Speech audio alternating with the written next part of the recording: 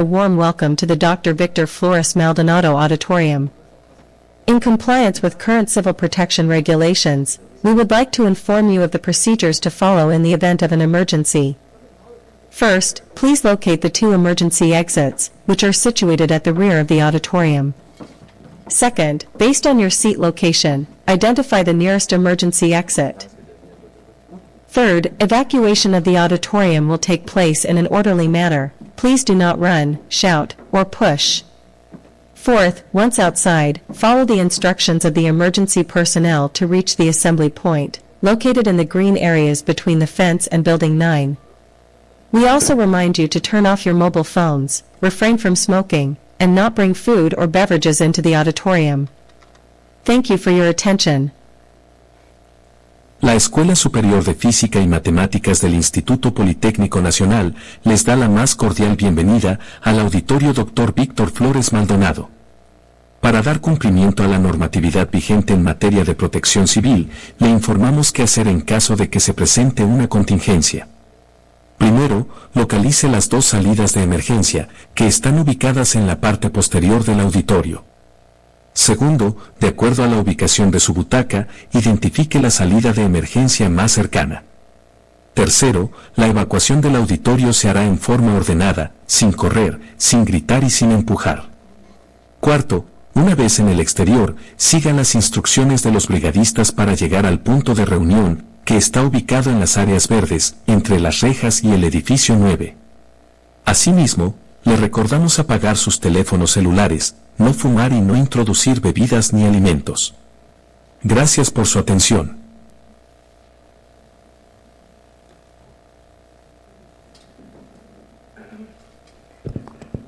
Muy buenos días. Sean todos y todas cordialmente bienvenidos a la jornada de investigación y divulgación en información y cómputo cuántico, que se realiza el día de hoy en el auditorio Dr. Víctor Flores Maldonado de la Escuela Superior de Física y Matemáticas del Instituto Politécnico Nacional. Agradecemos la presencia de investigadores, investigadoras, estudiantes de posgrado, estudiantes de licenciatura, profesoras, profesores, participantes en las sesiones de póster, ponentes invitados y público interesado en el área de información y cómputo cuántico. Esta jornada ha sido concebida como un espacio académico para la presentación, discusión, divulgación y articulación de investigación, proyectos y trabajos en desarrollo relacionados con la información cuántica, la computación cuántica, los algoritmos cuánticos, el aprendizaje cuántico, la criptografía en la era cuántica y otras áreas afines. En estos momentos daremos inicio formal a la ceremonia inaugural.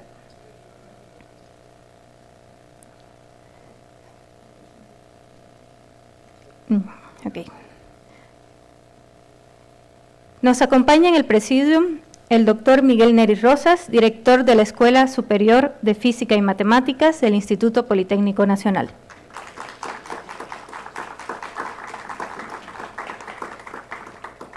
El doctor Ignacio Vega Acevedo, subdirector académico de la Escuela Superior de Física y Matemáticas.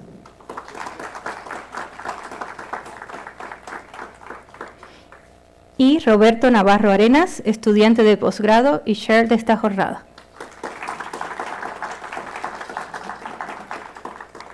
Agradecemos a nuestras autoridades, al comité organizador, a las y los ponentes invitados, así como a toda comunidad asistente, por acompañarnos en este encuentro académico. Esta jornada tiene un significado especial para nuestra comunidad, ya que se trata de la primera jornada de investigación y divulgación en información y cómputo cuántico, organizada en la Escuela Superior de Física y Matemáticas. Su realización refleja el trabajo de un grupo académico activo dentro del SFEM, que ha venido impulsando actividades de investigación, formación y divulgación en torno a la información cuántica y el cómputo cuántico.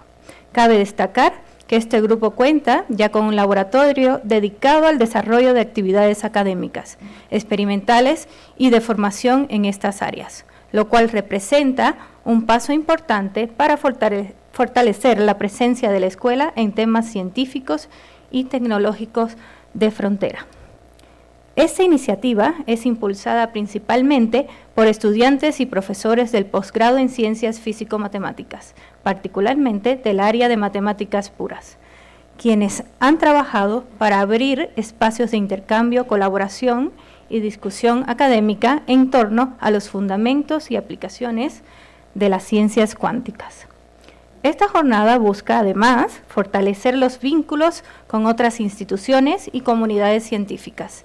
Por ello, nos honra contar con la participación de profesoras, profesores, investigadoras e investigadores y estudiantes de instituciones como la Universidad Nacional Autónoma de México, el Tecnológico de Monterrey, distintas unidades del Instituto Politécnico Nacional, así como otros interesados en el desarrollo de la ciencia y la tecnología cuántica en México. Durante este día tendremos 3 conferencias plenarias, sesiones de preguntas y respuestas, así como 2 sesiones de póster e intercambio académico.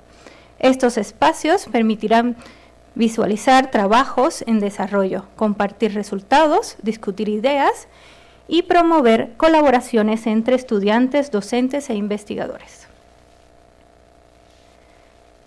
Para realizar la declaratoria inaugural de esta jornada, solicitamos respetuosamente al doctor Miguel Neri Rosas, director de la Escuela Superior de Física y Matemáticas del Instituto Politécnico Nacional, hacer uso de su palabra.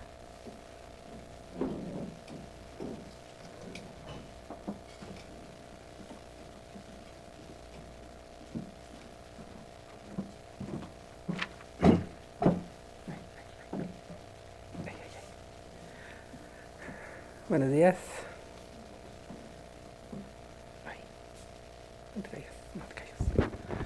Bienvenidos todos a la Escuela Superior de Física y Matemáticas, particularmente a este espacio destinado a desarrollar y llevar a cabo muchas de las actividades académicas y culturales para nuestra comunidad y para nuestros participantes invitados. La Escuela Superior de Física y Matemáticas y el Instituto siempre se complacerán de desarrollar eventos académicos, particularmente como este, donde trae a nuestros estudiantes, a nuestros profesores, investigadores, temas que toman relevancia y actualidad. Creo que esta parte del cómputo cuántico, aunque no es exactamente nueva, ya tiene varios años que ha tenido difusión e impulso, todavía sigue formalizándose. La escuela está ahora ya participando de manera un poco más fuerte en estos temas, como ya lo mencionó la doctora Suced. Hay una planta docente que está desarrollando temas de investigación en esta temática y también se han estado haciendo trabajos para echar a andar laboratorios de cómputo que ayuden también a impulsar la actividad relacionada con esta parte del tema de del cómputo cuántico. Esta jornada, efectivamente, que es de investigación y divulgación, tiene ese propósito: acercar los temas a la comunidad, a quien no conoce de cerca esta parte del cómputo cuántico, pero también a quienes sí lo conocen, pues a generar discusión, a generar interacción.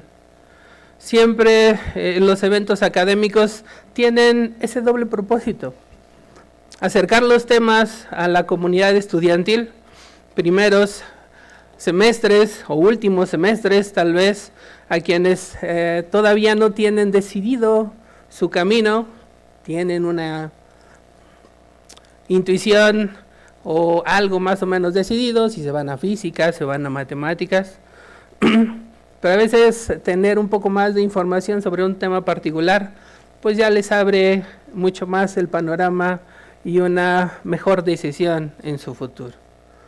Si lo recuerdan, no hace mucho tuvimos también una jornada similar de micro y nanotecnología.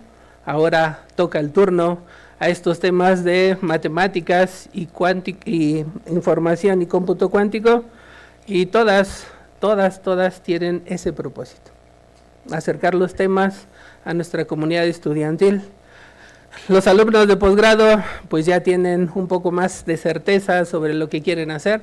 De hecho, desde que ingresan ya es necesario que definan su ruta en cuanto a sus estudios, pero los alumnos de licenciatura necesitan a veces más información.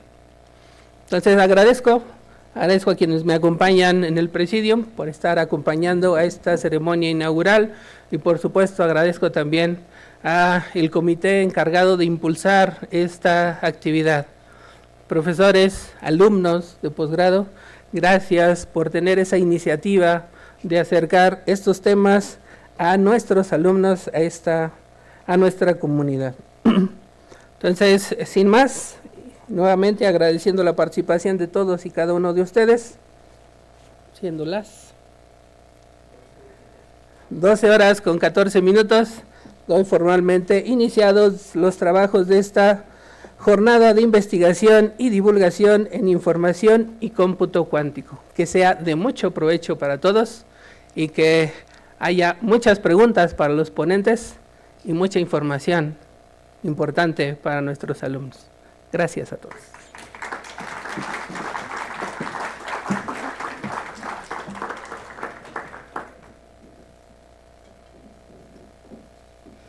Agradecemos al doctor Miguel Neri Rosas, director de la Escuela Superior de Física y Matemáticas, por sus palabras y por la declaratoria inaugural de esta jornada.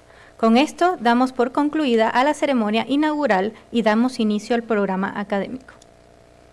A continuación daremos paso a la conferencia plenaria número 1, titulada Cuando el kernel cuántico deja de aprender, concentración exponencial y estrategias de mitigación, a cargo de Claudia Sendejas Morales, estudiante de posgrado en Quantum Information Science en la Universidad de Copenhague, Technical University of Denmark. Claudia Sendejas Morales es física e ingeniera en computación, conocida en el Quantum 100 de la UNESCO en el marco del Año Internacional de la Ciencia y la Tecnología Cuántica 2025. Cuenta con 2 micromasters en tecnologías cuánticas por Purdue University y es desarrolladora certificada de Qiskit. Como miembro activo de QWER, ha coordinado programas globales como QClass 23 y QClass 24 y actualmente colidera el área de Q-Education. Sus intereses de investigación abarcan la información cuántica teórica, el aprendizaje automático cuántico y los fundamentos matemáticos de la computación cuántica, desarrollando actualmente sus estudios de posgrado en Copenhague. La conferencia será presentada en modalidad pregrabada y posteriormente tendremos una sesión de preguntas y respuestas en vivo. Damos inicio a la primera conferencia plenaria.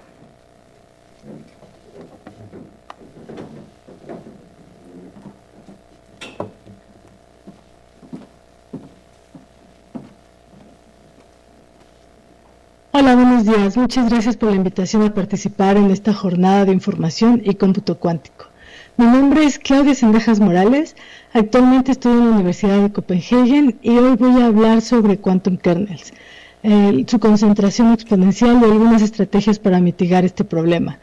Esta charla está basada en un proyecto que desarrollamos durante el Qiskit Advocate Mentorship Program del 2025 y que ahora también está disponible como preprint en el archive. El trabajo fue desarrollado en colaboración con Devasis Saikia del Indian Institute of Science Education and Research y con Utraj Singh de la Universidad de Ottawa. Lo que quiero hacer hoy es discutir una pregunta dentro de Quantum Machine Learning. ¿Qué pasa cuando una idea que parece prometedora, como usar un kernel cuántico para medir similitud entre datos, empieza a fallar al escalar? Entonces, bueno, en Quantum Machine Learning ha llamado mucho la atención, ¿no? Porque ofrece datos clásicos mediante estados cuánticos. La intuición inicial es atractiva. Si puedo codificar mis datos en un espacio de Hilbert quizá pueda inducir una geometría más rica que ayude a resolver tareas de aprendizaje. Pero aquí hay un punto importante. Que el espacio sea grande no significa automáticamente que la representación vaya a ser útil, ¿no? En Machine Learning, lo que importa no solo es tener una representación complicada, sino que esa representación preserve estructura relevante, ¿no? Para la tarea que se está resolviendo. Es decir, que los puntos de la misma clase se vean similares y que puntos de clases distintas pues se vean diferentes y que el algoritmo pueda explotar esa geometría. Entonces la pregunta que guía esta charla es ¿qué ocurre cuando la similitud que define el modelo deja de ser informativa?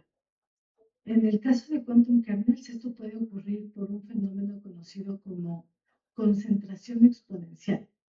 A grandes rasgos, esto significa que la matriz de similitud puede empezar a parecerse a una matriz casi trivial. Y cuando eso sucede, aunque hayamos usado un circuito cuántico, el kernel puede dejar de codificar información útil para aprender. Entonces, la idea central se puede resumir en 3 mensajes. Primero, un kernel cuántico no aprende simplemente por ser cuántico, ¿ok? La parte cuántica puede construir una representación interesante, pero eso no garantiza que el modelo sea útil. Luego, también tenemos que la concentración exponencial puede trivializar la matriz de similitud. En particular, las entradas fuera de la diagonal pueden perder variación y entonces el clasificador deja de tener una noción útil de similitud entre puntos distintos. Y tercero, hay estrategias para modificar la manera en que se construye ese kernel.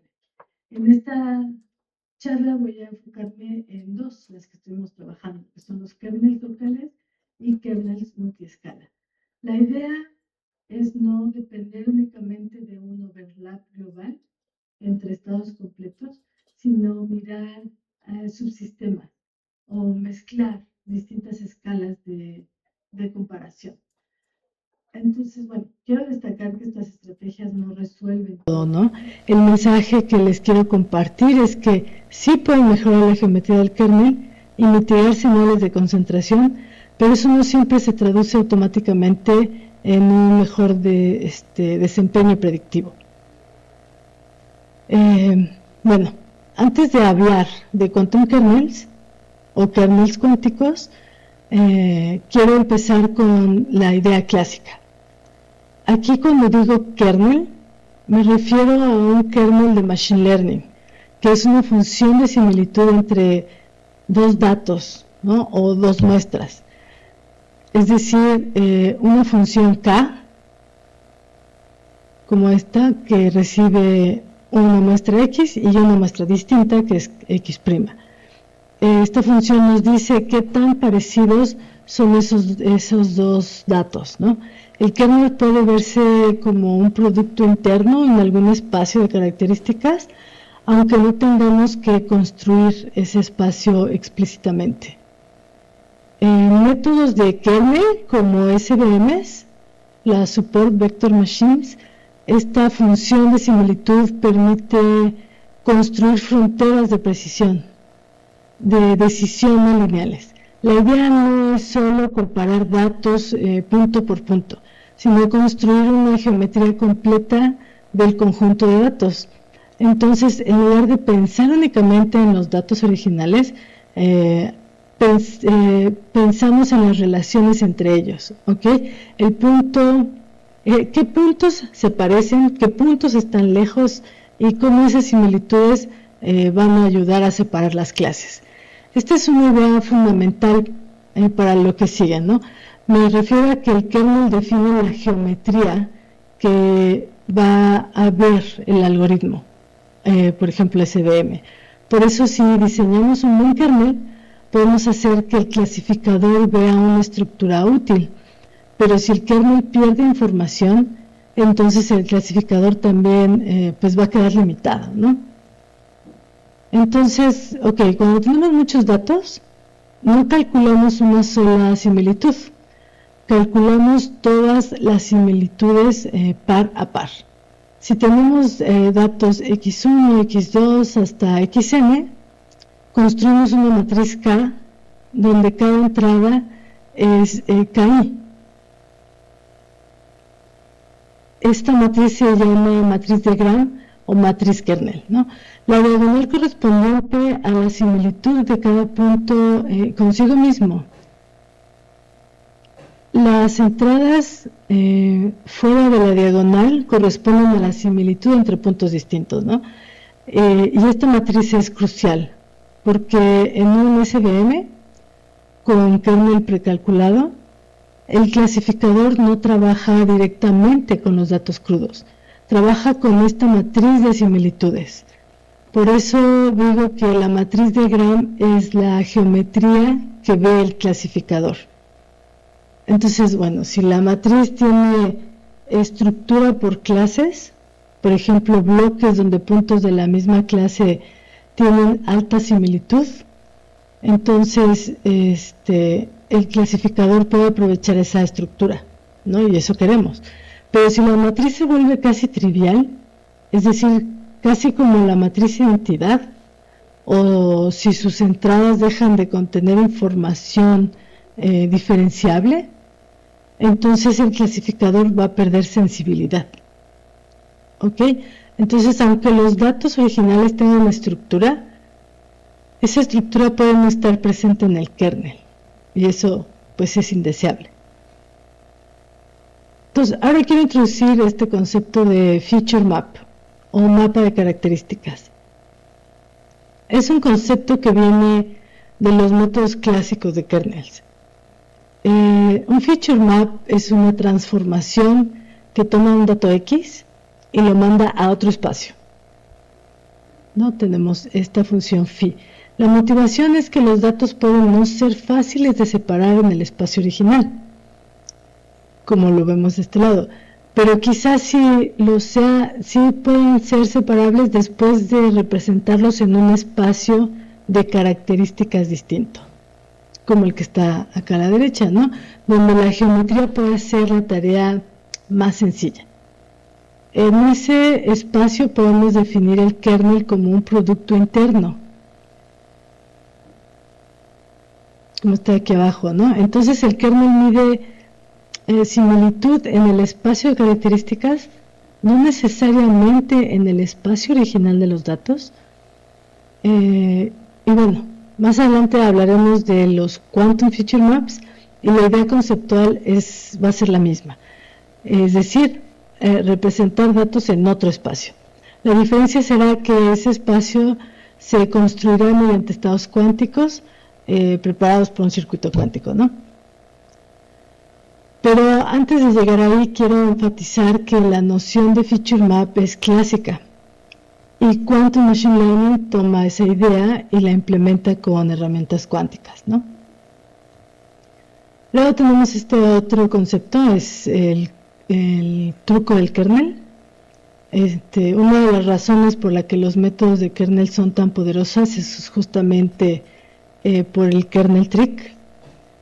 Aquí la idea es que no siempre necesitamos construir explícitamente el feature map phi de X. No necesitamos escribir todas las coordenadas del dato en el espacio de características. Lo que necesita el método de aprendizaje, por ejemplo el SVM, son los productos internos entre representaciones. El kernel trick consiste en calcular esos productos internos directamente mediante una función de kernel, es decir, K, ¿no? La K de x que se pueda utilizar dependiendo del problema, ¿no? Pero podemos crear eso sin escribir ni almacenar explícitamente los valores de phi. Entonces el kernel trick permite calcular las similitudes inducidas por un espacio de características sin construir explícitamente ese espacio. Existen muchas formas clásicas de definir kernels, algunos como el lineal o el polinomial están relacionados de manera bastante directa con productos internos en espacios de características, ¿no? Y otros como el RBF corresponden a espacios de características implícitos mucho más grandes, incluso podrían llegar a ser infinito-dimensionales. Bueno, esto separa dos partes del problema, ¿no? Por un lado está la representación, es decir, la geometría que induce el kernel, y por otro lado está la optimización, que en el caso del SVM se realiza usando la matriz de Gram. En otras palabras, el SVM puede operar con la matriz K y J sin manipular explícitamente el espacio de características. Esta idea va a ser importante, ¿no? También para quantum kernels, porque ahí tendremos una representación cuántica, pero el clasificador clásico recibirá finalmente una matriz de similitudes también, ¿no? Así que, bueno, pues desde esta perspectiva, los quantum kernels son una extensión natural de una idea clásica, ¿ok? Que es esto de construir una representación y usar sus productos internos o similitudes para el proceso de aprendizaje. Entonces, bueno, pues, ¿qué significa que un kernel sea bueno? De manera informal, un buen kernel es aquel que induce una geometría útil para la tarea. Si tengo una tarea de clasificación, me gustaría que muestras de la misma clase tengan alta similitud y que muestras de clases distintas tengan menor similitud. En la matriz de Gram esto puede aparecer como estructura de bloques, puntos de la misma clase formando regiones de alta similitud. Pero no basta con que la matriz tenga estructura. La estructura tiene que estar relacionada con la tarea específica. Entonces un kernel puede tener una geometría rica con muchas variaciones, pero si esas variaciones no están alineadas con las etiquetas, entonces no necesariamente va a mejorar la clasificación. Esta idea obviamente va a regresar más adelante cuando hablemos de los resultados, porque una de las observaciones centrales de nuestro trabajo fue que reducir concentración y recuperar estructura geométrica es importante, sí, por supuesto, pero no es suficiente por sí solo, ¿ok? La geometría debe ser relevante para la tarea. Y pues bueno, con esto ya podemos hacer la transición a kernels cuánticos. En el caso clásico, tenemos el feature map phi, ¿no? Como esto. Y luego calculamos un producto interno en ese espacio de características. En el caso cuántico, la idea pues es muy parecida, ¿no? Pero la representación del dato va a ser en un estado cuántico, ¿no?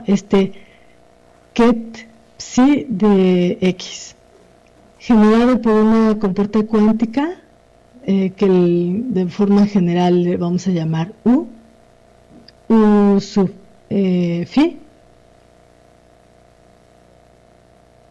Entonces este estado se prepara mediante un circuito dependiente que va a depender de los datos. Entonces la similitud entre dos datos se define comparando los estados cuánticos correspondientes. La idea general sigue siendo medir similitud, ¿ok? Lo que cambia es cómo se construye la representación y qué estadística usamos para comparar dos representaciones. Entonces, en el caso del feature map, calculamos la fidelidad, el feature map cuántico. Esta fidelidad es el cuadrado del valor absoluto del producto interno, que podemos ver como qué tanto se enciman los estados entre sí. A eso le llamamos overlap. Y finalmente esto es una comparación de similitud, ¿no? Ok, entonces, en quantum kernels, el feature map se implementa como un circuito cuántico. Dado un dato clásico X, aplicamos un circuito U sub phi sobre el estado inicial 0 y vamos a tener tantos ket ceros como la dimensión necesaria, por eso tenemos ket 0 elevado a la tensor d, y entonces obtenemos este estado, ¿no? Aquí D puede interpretarse como la dimensión de características directamente que estamos usando o que necesitamos, y en particular en nuestros experimentos coincide con el número de qubits. Entonces, bueno, el circuito codifica los datos en rotaciones, en fases y también en operaciones de entrelazamiento. Es decir, esa U está compuesta por diferentes tipos de compuertas cuánticas que nos permiten tener todas esas características, ¿no? En nuestro caso usamos feature maps de tipo ZZ, que básicamente pues dependen de rotaciones alrededor del eje Z. Y usamos tanto variantes manuales como implementaciones ya existentes en Qiskit. Pero lo más importante para esta charla no es el detalle exacto del circuito, ¿no? Sino la idea.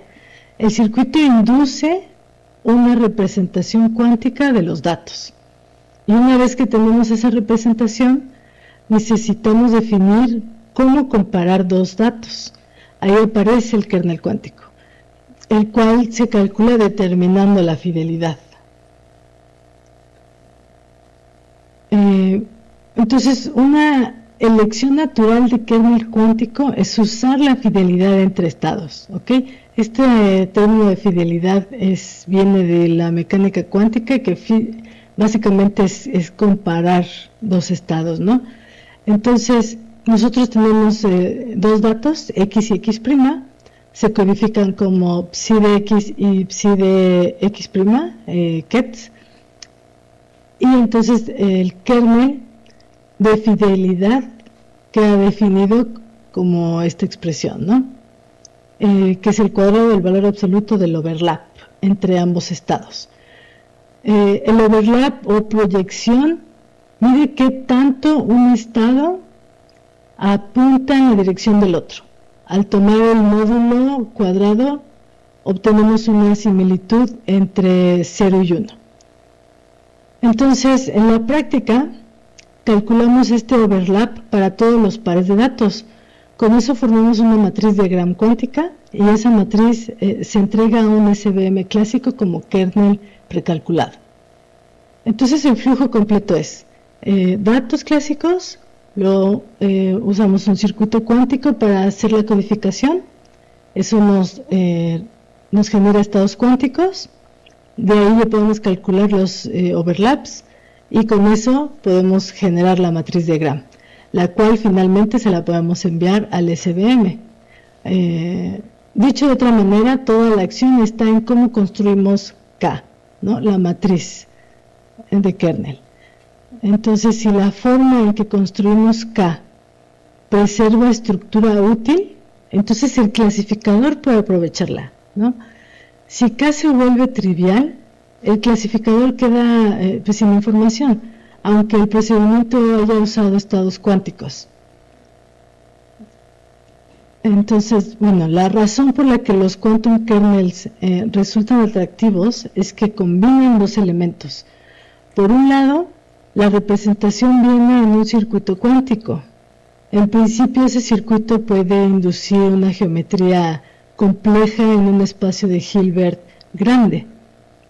Y por otro lado, la optimización permanece clásica, ¿no? No estamos entrenando un circuito parametrizado con gradientes cuánticos, sino que estamos usando un SVM clásico con un kernel precalculado. Esto es particularmente atractivo en escenarios NISQ, porque evita algunos problemas asociados al entrenamiento de modelos variacionales, como los landscapes difíciles, ¿no? O barren plateaus. Pero aquí hay que ser cuidadosos. Que el espacio de Hilbert sea grande no implica automáticamente que el kernel sea útil, ¿ok? Entonces, la pregunta realmente relevante es si la geometría que induce el circuito contiene información útil para la tarea.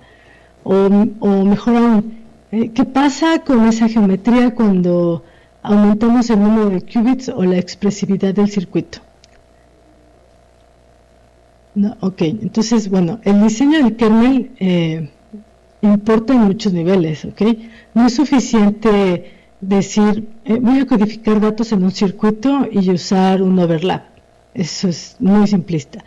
La geometría final depende de decisiones muy concretas, como obviamente cómo codifico los datos, ¿no? ¿Qué profundidad tiene el circuito que voy a usar? ¿Qué patrón de entrelazamiento estoy incluyendo? También qué tan expresivo es el feature map, qué medición o estadística uso para comparar los estados y cómo todo esto se relaciona con las etiquetas. Esto es importante porque en Quantum Machine Learning a veces se comunica la idea de que la ventaja viene simplemente de usar un espacio de Hilbert grande, pero desde el punto de vista del aprendizaje, el tamaño del espacio no es el único criterio, ¿ok?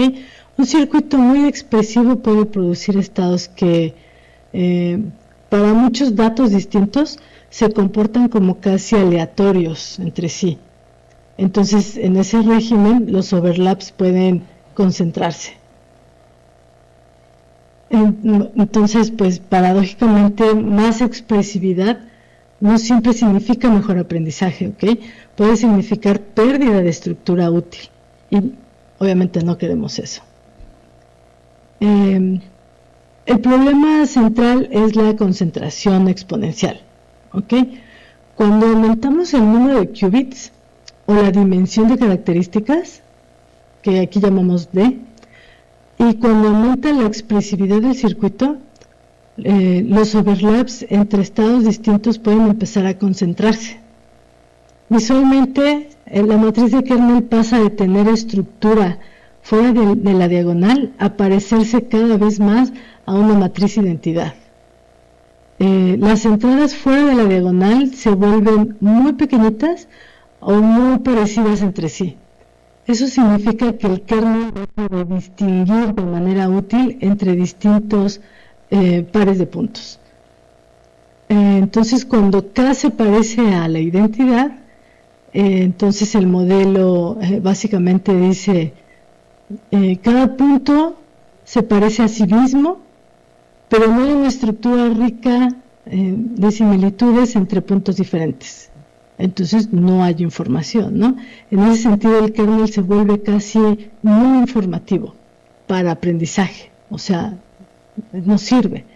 Este fenómeno se conoce como trivialización del kernel. Y en quantum kernels de fidelidad puede aparecer precisamente porque estamos dependiendo de un solo overlap global entre estados de muchos qubits. Ok, entonces para entenderlo geométricamente pensemos en tres situaciones. En una situación ideal, la matriz de Gram tiene estructura por clases. Hay bloques, patrones, regiones de similitud alta y baja que el clasificador puede explotar.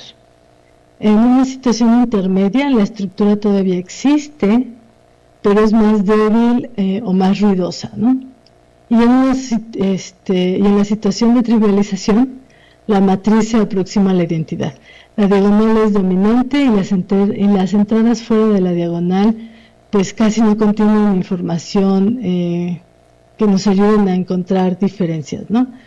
Geométricamente, esto significa que los puntos se ven casi iguales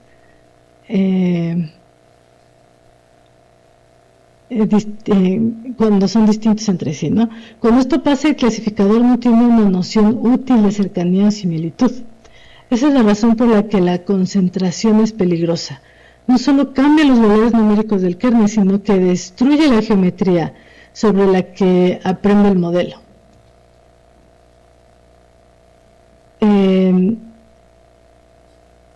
La concentración no es solamente un problema geométrico, ¿no? También tiene una dimensión operacional. En un dispositivo cuántico real, estimar overlaps requiere mediciones. Si las diferencias entre distintos overlaps son muy pequeñas, entonces distinguir esas diferencias con confianza puede requerir muchos shots o iteraciones, ¿no? Ejecuciones de nuestro circuito cuántico. Es decir, no solo tenemos menos señal útil, sino que además esa señal puede ser más costosa de estimar. Eso es problemático en el contexto NISQ, donde tenemos ruido, tenemos decoherencia y también tenemos recursos limitados. Entonces la concentración afecta al kernel en dos sentidos. Primero, estadísticamente, la matriz pierde variación informativa. Y por otro lado, operacionalmente, ¿no? Las diferencias que quedan pueden ser difíciles de estimar de manera confiable. Por eso la pregunta de mitigación no es solo cómo mejorar la precisión o el accuracy, sino cómo construir una estructura medible y que sea útil. Por ejemplo, aquí tenemos el ejemplo concreto del dataset de la enfermedad de Parkinson. La idea aquí en este slide es observar visualmente qué pasa con la matriz de kernel cuando aumentamos la dimensión. Entonces, calculando el kernel de manera normal, cuando aumentamos esta dimensión, la matriz empieza a perder estructura fuera de la diagonal, ¿no? Aquí se ve como hay información en todas las áreas que no son la diagonal, pero aquí ya prácticamente es cero todo lo que está fuera de la diagonal, ¿no? Y lo que pasó, aumentó la cantidad de características que se consideraron para generar esa matriz de kernel. Entonces, bueno, este ejemplo es útil porque nos deja ver, ¿no?, cuál es el problema. No estamos hablando solamente de una definición abstracta, se puede ver, podemos ver esta matriz de Gram y cómo se ve que perdió esa información. Entonces, si el kernel se mantuviera informativo, esperaríamos ver patrones de similitud entre los datos. Pero cuando la matriz se vuelve casi diagonal, esos patrones pues desaparecen. Y entonces aparece la pregunta que motivó a nuestro trabajo, ¿no? Es, ¿hay manera de cambiar cómo se construye ese kernel? De modo que se pueda evitar depender de un único overlap global que está provocando esa concentración. Y bueno, la pregunta fue esa, ¿no? ¿Podemos cambiar cómo construir K para preservar la estructura informativa? Este trabajo fue desarrollado durante el CAMP, como ya había mencionado, y ahora está disponible como preprint en el archive bajo el título Local and Multiscale Strategies to Mitigate Exponential Concentration in Quantum Kernels. Entonces, bueno, el objetivo fue hacer un estudio empírico, reproducible y controlado, implementar las distintas familias de kernels en Qiskit, por supuesto, por el contexto principalmente, y luego evaluarlas bajo el mismo protocolo y comparar tanto la geometría del kernel como el desempeño de clasificación. Entonces, la idea no fue cambiar el clasificador, ¿no? Seguimos usando un SVM clásico con kernel precalculado. Tampoco cambiamos la idea general de construir una matriz de Gram. Lo que cambiamos es la estadística de similitud. O sea, en lugar de depender únicamente de un overlap global entre estados completos, lo que hicimos es que exploramos estas dos estrategias que le llamamos kernels locales y kernels multiescala. Entonces, en el estudio comparamos los tres, ¿no? El que llamamos baseline, que es el kernel de fidelidad estándar. Ahí justamente es donde se hace la comparación de los estados completos mediante un solo overlap, o sea, el kernel de siempre. En la segunda familia fueron los kernels locales. Aquí no comparamos únicamente el estado completo, sino que calculamos similitudes en subsistemas o parches, ¿no? Patches le llamamos. Y luego agregamos, juntamos toda la información y le agregamos todas esas similitudes, ¿no? Y la tercera familia son los kernels multiscale. Aquí combinamos kernels calculados a distintas granularidades, ¿no? Algunas locales y otras más globales. La clave es que las tres familias usan el mismo pipeline general. Tenemos los mismos datos, el mismo tipo de feature map, la misma idea de matriz de Gram y el mismo SVM.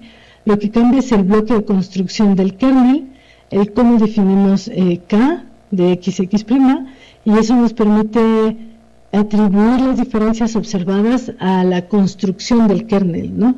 Y no a cambios arbitrarios en el resto del pipeline. Entonces, para el baseline es el kernel global de fidelidad, ¿no?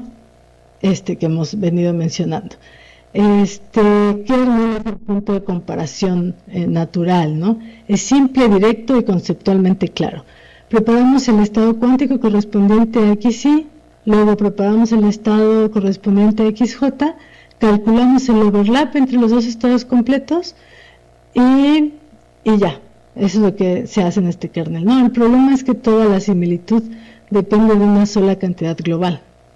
Cuando el sistema crece, y especialmente cuando los estados se vuelven muy expresivos o muy entrelazados, este overlap global puede concentrarse. Entonces el baseline es útil como referencia, pero también es el caso que esperamos que sea más vulnerable, ¿no? A la concentración. Este baseline nos permite ver el problema de una forma directa. Lo que pasa si toda una similitud entre dos datos se resume en un único overlap de todos los qubits, de qubits. Y ahora sí, la primera estrategia que usamos son los kernels locales. La idea es dividir el registro de qubits en parches, tener ese P1, P2 hasta PM, es nuestro conjunto de parches, y en lugar de calcular una sola similitud global, calculamos la similitud por patch. Después hacemos la agregación de esas similitudes locales con pesos no negativos, ¿no? Que serían estas W que están aquí. En nuestra implementación consideramos dos rutas. Una es construir subcircuitos restringidos al patch y calcular overlaps dentro de ese subsistema. Y la otra ruta fue preparar el estado completo, calcular matrices de densidad reducidas para cada patch y comparar esas matrices reducidas, por ejemplo, mediante el producto interno de Hilbert-Schmidt. La motivación es que los patches sirven en espacios efectivos más pequeños, entonces esperamos que sean menos sensibles al colapso de un overlap global. En términos intuitivos, en lugar de pedirle a un solo overlap que capture toda la información, tomamos varias vistas locales del sistema y luego las juntamos, ¿no? Las agregamos.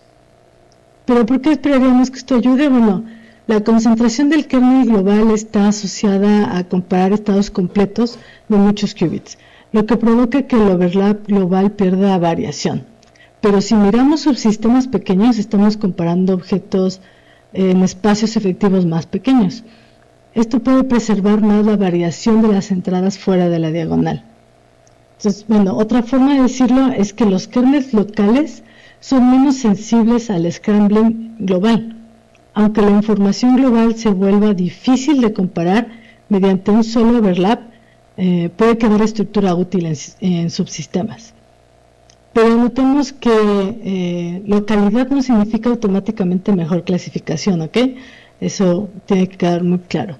Lo que esperamos de la localidad es controlar la geometría del kernel.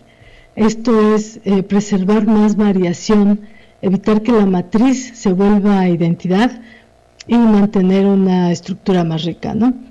Pero para que eso mejore la tarea, esa estructura local también debe estar alineada con las etiquetas, ¿no? O los labels en particular. Luego tenemos la otra estrategia, la segunda estrategia, que son los kernels multiescala. Estos kernels multiscale generalizan la idea local. En lugar de escoger una única granularidad, calculamos kernels a varias escalas. Por ejemplo, una escala puede usar patches pequeños, otra escala puede usar bloques más grandes y otra puede incluir incluso el sistema completo. Y después combinamos los kernels de cada escala con pesos no negativos, ¿no? Aquí los llamamos alfa sub s. Con alfa sub s mayor o igual que 0 y la suma de los pesos igual a 1. La intuición es que distintas tareas pueden tener estructura relevante en distintas escalas. Algunas correlaciones pueden ser locales, otras pueden requerir información más global. Entonces, Multiscale intenta balancear tanto la robustez geométrica de la localidad como la información de correlaciones más amplias. En ese sentido, Multiscale interpola entre mirar partes pequeñas del sistema y mirar el sistema completo. Entonces, una forma de pensar en Multiscale es como un balance entre localidad y globalidad.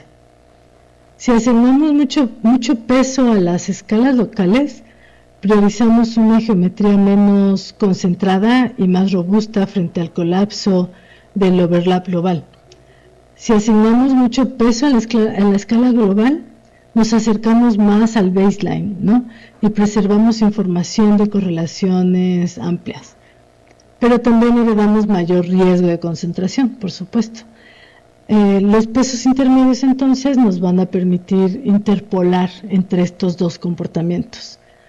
Esto convierte el diseño del kernel en una decisión controlable, ¿ok? El punto central es que estamos diseñando la similitud, no estamos simplemente aumentando el número de qubits esperando que eso mejore el aprendizaje. Entonces, por ejemplo aquí, otra vez para la enfermedad de Parkinson, podemos ver que cuando aumentamos la dimensión de d igual a 4 a d igual a 20, el núcleo de referencia se reduce a una matriz identidad. Pero para las construcciones locales y multiscale, se conserva una estructura más fuerte fuera de la diagonal, ¿no? Como podemos ver aquí, sigue habiendo algo más fuera de la diagonal. Entonces, esto demuestra cómo la localización y la mezcla de escalas mitigan la concentración en la práctica. Entonces, para evaluar estas estrategias usamos o definimos un protocolo experimental controlado, digamos, ¿no? Comparamos el baseline, local y multiscale bajo la misma API y con el mismo pipeline. Entonces, en cada comparación, mantuvimos fijo el preprocessing, los splits de entrenamiento, validación y prueba, las semillas, el feature map y la configuración del SVM. Y hicimos un barrido de la dimensión, ¿no? Probamos con D igual a 4, 6 y así hasta 20. Bueno, esto es importante porque, como ya vimos, la concentración depende fuertemente de la dimensión. Si comparáramos datasets o configuraciones con distintos valores de D, sin tener un control en ello, entonces sería realmente difícil interpretar los resultados, ¿no? Y luego el SVM se entrenó usando kernel precalculado. El parámetro C se seleccionó en validación dentro de una pequeña rejilla y luego se reportó el desempeño, ¿no? En test, como siempre, flujo normal de ML. La idea fue hacer una comparación justa, ¿no? Eso era lo importante aquí. Poder controlar todo y solamente tener las variaciones en la construcción del kernel. De esta manera, si vemos diferencias en geometría o desempeño, podemos atribuirlas directamente a el cómo se construyó ese K esa K del kernel. Y una decisión importante en el proyecto fue no mirar solamente la precisión, ¿no?, de la clasificación. La precisión es importante, sí, pero no explica por sí sola qué está pasando con el kernel. Por eso medimos tanto geometría como desempeño. En geometría usamos 3 diagnósticos principales. Primero, estadísticas fuera de la diagonal, P50 y P95. El P50 es la mediana de las similitudes entre muestras distintas. Y P95 es el percentil 95, que captura la parte alta de esas similitudes. Juntas nos dicen si las entradas fuera de la diagonal se están colapsando hacia cero. Luego usamos el rango efectivo, que resume la riqueza espectral de la matriz. En tercer lugar, checamos la coincidencia con etiquetas, que mide si la estructura de similitud del kernel está alineada con la estructura inducida por las etiquetas. Y finalmente medimos el desempeño predictivo con SVM, ¿no? Esta separación es importante porque un kernel puede mejorar su geometría, pero si esa geometría no es relevante para la tarea, entonces la precisión puede simplemente no mejorar, ¿no? Entonces aquí resumimos las entradas fuera de la diagonal, usando las estadísticas P50, que es la mediana, y representa la similitud típica entre muestras distintas, y el P95, ¿no?, que es el percentil 95, y nos dice si todavía existe una cola de pares relativamente similares. Entonces, aquí en estos 2 datasets que pongo de ejemplo, vemos el mismo comportamiento. El baseline cae rápidamente hacia cero al crecer la dimensión D, tanto para P50 como para P95. Eso nos está indicando concentración y pérdida de estructura informativa. Ya sabíamos que iba a pasar, ¿no? Pero en cambio, para local y multiscale, podemos ver que mantienen valores significativamente mayores. Local preserva más similitud aún y multiscale se mantiene en una posición intermedia. Así, este diagnóstico confirma que ambas estrategias mitigan la concentración en las entradas fuera de la diagonal del kernel. Y aquí vemos el segundo diagnóstico, el espectro de la matriz del kernel. El rango efectivo resume cómo se distribuyen los eigenvalores, pero debe interpretarse con cuidado, ¿ok? Porque una matriz casi identidad también puede tener rango efectivo alto. Por eso lo acompaño con los espectros en D igual a 12. La idea no es decir que un número por sí solo determina si el kernel es bueno, sino usar el espectro como diagnóstico complementario a P50 y P95. En conjunto, estos diagnósticos muestran que local y multiscale cambian la geometría del kernel, pero todavía necesitamos mirar si esa geometría se traduce en mejor desempeño predictivo, ¿cierto? Entonces, aquí pues muestro una vista global de la geometría del kernel de los 6 datasets que usamos en nuestro estudio, ¿no? En todos los paneles estamos viendo la misma métrica, es el P50. Esta cantidad, como ya dije, mide la similitud típica entre muestras distintas. Entonces, cuando P50 cae a 0, el kernel pierde estructura y se aproxima a ese comportamiento trivial que no queremos.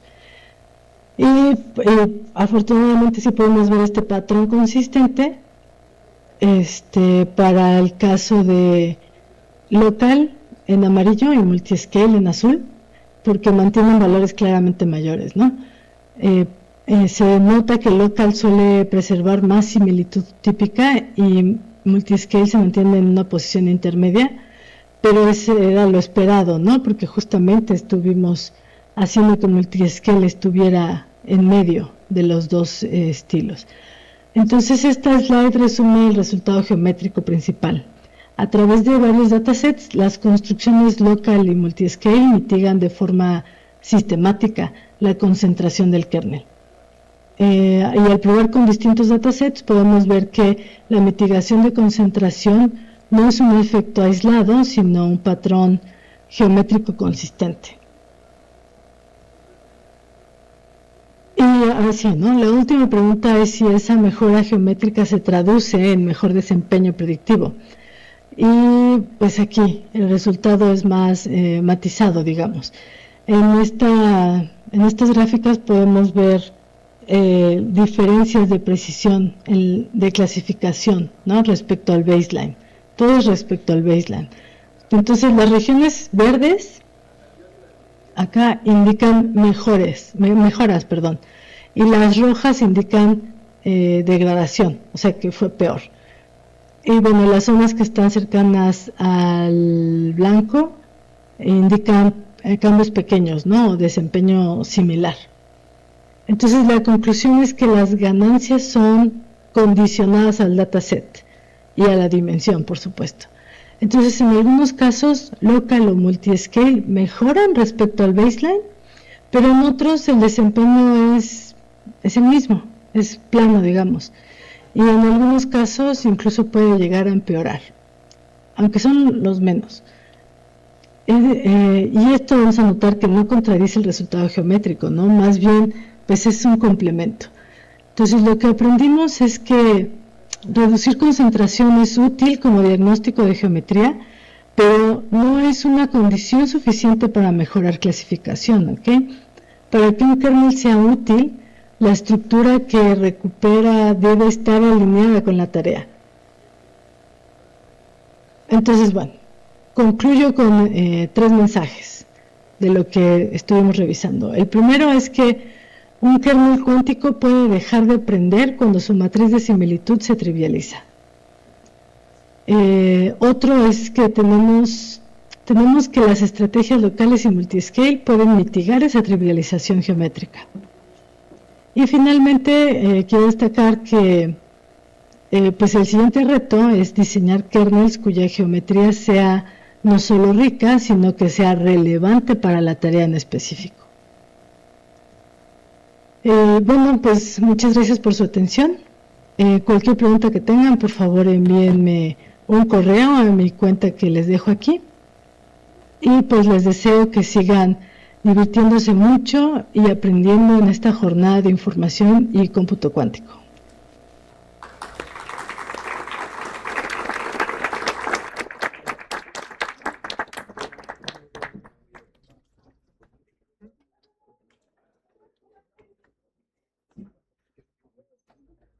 Agradecemos a Claudia Sendejas Morales por su conferencia y ahora abrimos la sesión de preguntas y respuestas. Invitamos al público a formular sus preguntas de manera breve y clara.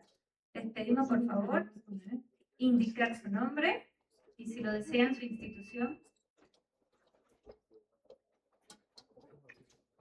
antes de realizar alguna pregunta. Muchas gracias a todos y, bueno, ¿quién tiene alguna pregunta? Por favor.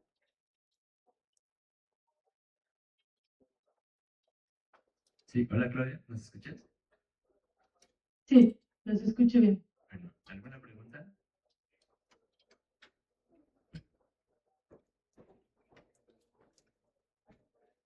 Hola, me llamo José Alberto, soy aquí de SEM, de hecho, soy parte del comité organizador. Y creo que no se alcanzaban a notar mucho las figuras, las matrices de confusión. Entonces quería preguntar si de pura casualidad en el archive, en el preprint que tienen, están las figuras, todas las figuras, en especial las matrices de confusión que utilizan. Sí, las matrices, las que están en azul, ¿es la que dices? No, me refiero a las de cáncer, las de IBM, con las que hacen la comparativa. Ah, sí, todas las gráficas están, incluso un poco más Ok, de las que mostré en la presentación. Sí. perfecto, muchas gracias. De nada. ¿Alguna otra pregunta?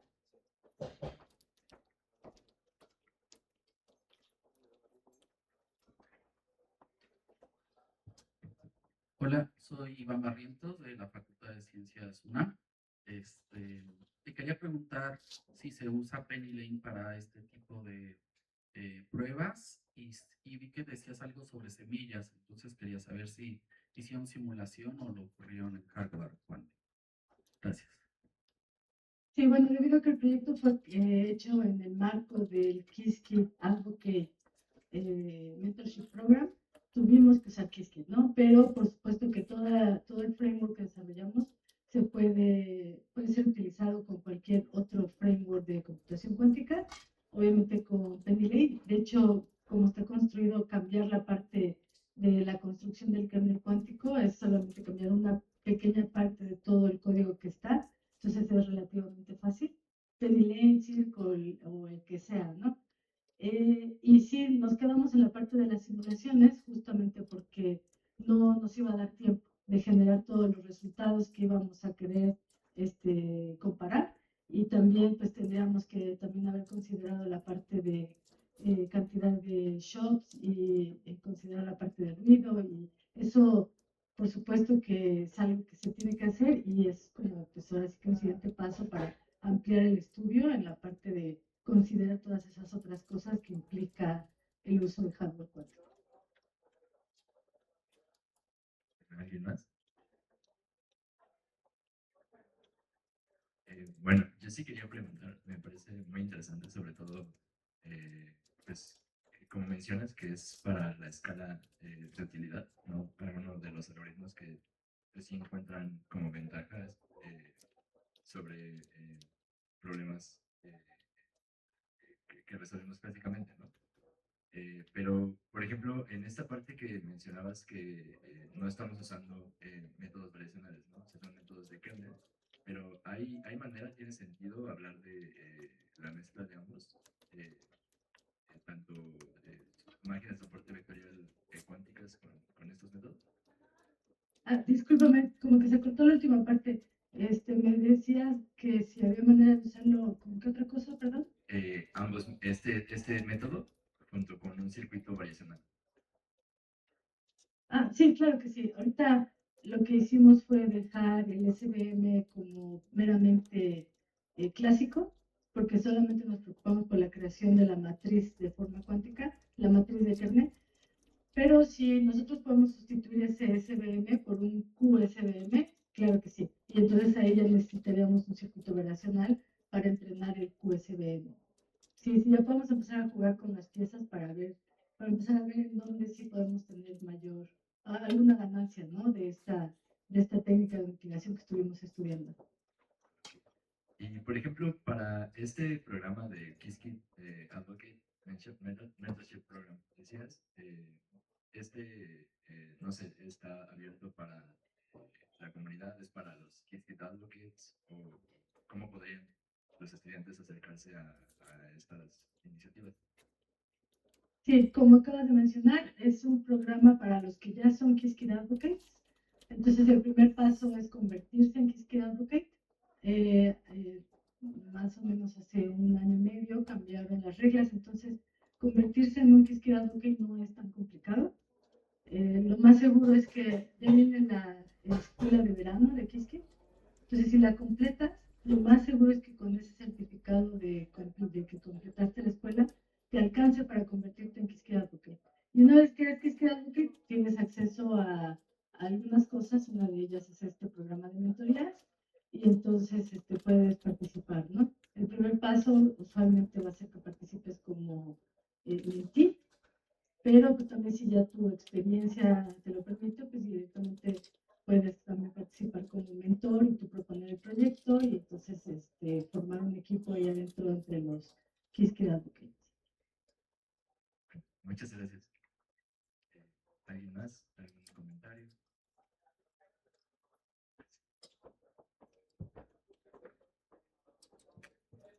¿Qué tal? Buenas tardes. Muy interesante la presentación. Saúl de Scope. Para el dataset del cáncer que usan, vectores de imágenes, secuencias genéticas, y bueno, también una pregunta un poco más teórica.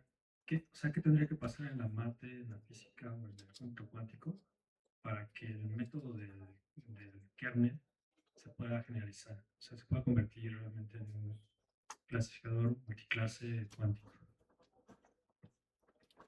Discúlpame, ¿me repites la última pregunta otra vez? Bueno, ¿qué tendría que pasar en la mate, en la física o en la computación cuántica para que el método del kernel se pueda generalizar, se pueda convertir en un método natural para convertirse en un clasificador multiclase cuántico? Pues básicamente que lo decidamos, o sea, no hay una restricción en el sentido de que solamente se puede hacer una clasificación binaria o puede hacer multiclase. En realidad, nosotros decidimos, ¿no? Eso, o sea, me refiero en términos de Quantum Machine Learning, tenemos la posibilidad de traernos casi cualquier metodología de Machine Learning clásico y aplicarlo con circuitos cuánticos.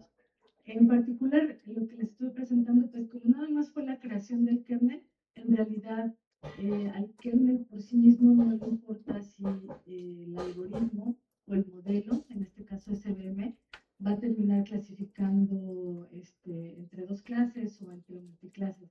Eso ya no le es relevante al kernel que estuvimos generando, ¿no? Lo importante solamente fue generar un kernel que ya no fuera muy semejante a la identidad. Ese fue el objetivo.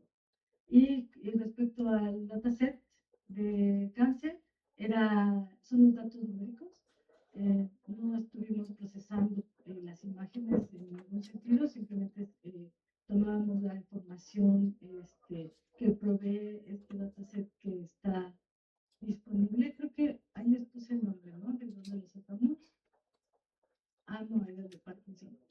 En el preprint está exactamente dónde salió. Y ahí, pero es en base con números que ya están recolectados en el dataset. O sea, no hubo ese procesamiento de imágenes. Pero sí se puede hacer en PML, nada más nosotros no lo hicimos. Gracias. ¿Alguien más? Bueno, muchísimas gracias, Claudia, nuevamente por tu participación. Claro que sí, gracias por la invitación. Un gusto saludarlos, que les vaya muy bien. Muchas gracias. Seguimos en contacto para hacerte llegar tu reconocimiento.